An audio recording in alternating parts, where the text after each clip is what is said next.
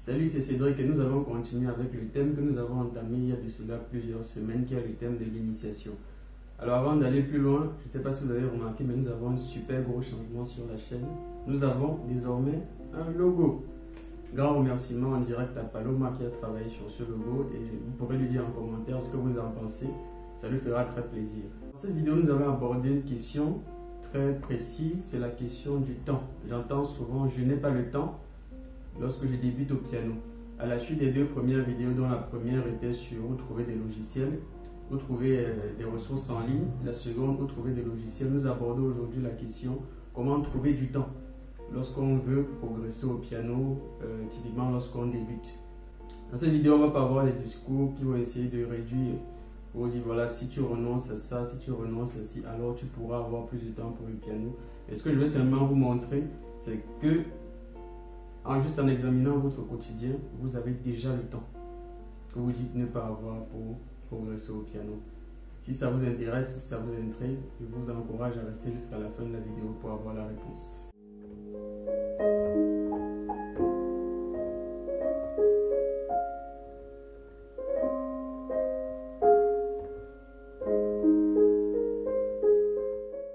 Très bien, nous voici à la thématique comment dégager du temps. Je vous ai dit que je vais prendre simplement votre quotidien pour vous montrer que vous avez déjà le temps que vous dites ne pas avoir. Comment c'est possible? Eh bien, si vous regardez cette vidéo déjà, ceci signifie que vous avez environ 15-20 minutes, une demi-heure disponible. Pourquoi? Parce qu'en général, vous avez vu la chaîne c'est une chaîne qui n'a pas énormément d'abonnés. Mais lorsqu'une personne regarde une vidéo sur ma chaîne, très souvent elle en regarde une autre et une troisième. Les vidéos, c'est à peu près 5-10 minutes. Donc, si vous regardez 2-3 vidéos sur YouTube, ça signifie que vous avez déjà 25 minutes de disponible. Et comme j'ai dit, vu que je ne suis pas nécessairement parmi les chaînes les plus populaires, très souvent, ceux qui regardent ces vidéos, soit ils viennent d'une autre chaîne, soit alors c'est quelqu'un qui a partagé la vidéo. Mais ils ont déjà du temps disponible pour regarder d'autres vidéos sur YouTube. Dites-vous bien ceci, si vous avez 25 minutes, une demi-heure pour regarder une vidéo, que ce soit une fois par semaine, vous avez déjà du temps pour travailler le piano. C'est simple dit comme ça, mais c'est très puissant. Qu'est-ce que ça signifie? Ça signifie que le temps que vous passez à regarder des vidéos à gauche, à droite sur YouTube, prenez ce temps pour suivre un programme bien précis. Abonnez-vous à la page d'un pianiste ou de quelqu'un qui soit propose des exercices en ligne bien structurés, soit qui propose même des formations en ligne. Et plutôt que de regarder des vidéos disparates, essayez de regarder des choses qui vont être précises. Essayez d'avoir une source précise à laquelle vous vous fixez et qui va essayer de vous permettre de progresser rapidement et de rentabiliser le peu de temps que vous allouez déjà à l'apprentissage.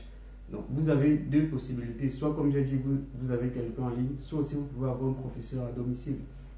Aujourd'hui, les professeurs à domicile au piano sont dans les 40 € de l'heure en fonction des régions et parfois dans certaines régions, peut-être 50 €. Bon, si vous êtes dans des pays d'Afrique, ça peut varier, mais en général, c'est encore moins coûteux.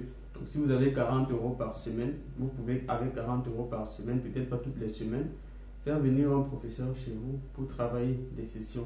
Mais comme j'ai dit, utilisez le temps que vous avez déjà pour le piano afin de pouvoir le rentabiliser de manière structurée. Donc, ne vous dispersez pas au niveau des sources, mais ayez une source unique à laquelle vous allez vous attacher et par cette source, vous ferez énormément de progrès. Pour ce qui me concerne, je dispense une formation de piano pour apprendre à jouer au piano. Je ne la présenterai pas ici, mais je pourrais parler plus loin des détails de cette formation. Ceux qui sont intéressés, vous pouvez éventuellement déjà le mettre en commentaire.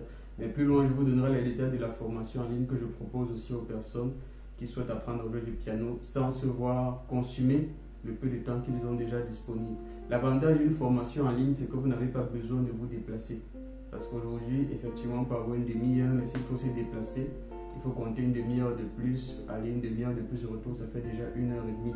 Ça peut être long. Par contre, une formation en ligne, chacun reste chez lui exactement comme c'est le cas aujourd'hui. Vous avez quelqu'un par webcam qui vous parle en vidéo, qui vous parle, qui vous donne des conseils et qui peut voir aussi ce que vous faites. Donc, il suffit juste d'avoir une bonne connexion internet et aussi une bonne luminosité parce que les appels vidéo dans l'obscurité, c'est pas terrible. Je ne vais pas donner ici des conseils comme ce que j'avais prévu parce que j'avais prévu une liste de conseils très long sur voilà, il faut faire ça, comment dégager du temps, comment gérer son emploi du temps, etc. Je ne vais pas dire ces choses ici, je vais seulement partir de ce que vous avez, ce que vous faites déjà pour l'orienter de façon plus structurelle et plus bénéfique pour vous. Donc j'espère que cette vidéo vous a plu. Et j'espère aussi, je ne sais pas si vous avez vu la dernière vidéo que j'ai faite, parce que j'ai fait une interprétation du chant Les anges dans nos campagnes. Donc si vous n'avez pas vu cette vidéo, je vous invite à cliquer sur le lien qui va s'afficher pour voir cette interprétation de ce chant et me dire ce que vous en pensez. Donc dites-moi ce que vous pensez du logo, dites-moi ce que vous pensez de l'interprétation du chant, et peut-être vous avez des conseils spécifiques aussi qui vous servent à dégager du temps pour le piano. N'hésitez pas à les mentionner en commentaire, ça pourrait aider plusieurs de ceux qui apprennent à jouer au piano comme vous aussi. Je vous dis courage et la victoire au bout du chemin. Parole de l'expérience de quelqu'un qui a passé près de 10 ans au piano à apprendre quasi tout seul. Il faut progresser, il faut persévérer parce que la victoire va au bout du chemin. Je vous dis à la semaine prochaine pour une dernière vidéo qui fera automatiquement de vous des personnes initiées.